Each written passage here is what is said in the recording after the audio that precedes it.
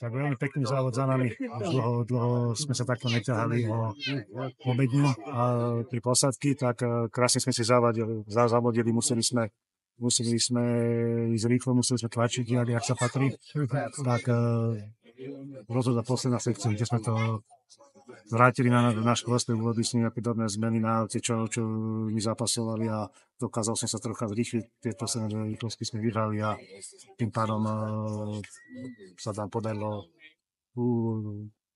krásny ten výsledok na Tatrách a tešíme sa na ďalšie súboje a s tým autom. Krásný závod Rally Tatry, extrémně jsme si to užili. Páteční super speciálka dvakrát byla skvělá, ta volba v pneumatik nám úplně nevyšla, ale aspoň jsme se trošku poklouzali. A dneska to byly krásné závody, dokonce jsme vyhráli pár ložek, z čehož máme radost a souhra s novým společcem byla fajn a jsme rádi za druhé místo a děkujeme všem za to, že jsme tady mohli být. Takže závod byl krásný, moc se mi to líbilo, byli jsme tady poprvé, doufám, že ještě se tady někdy ukážu. Trošku mě mrzí akorát ta penalizace, kterou jsme dostali těsně před poslední RZou, takže tu poslední už jsem víceméně projel a bereme 3. místo a já jsem samozřejmě spíš překvapený z toho, že jsme stačili klukům a jsem hrozně rád za to, že jsme na bedně.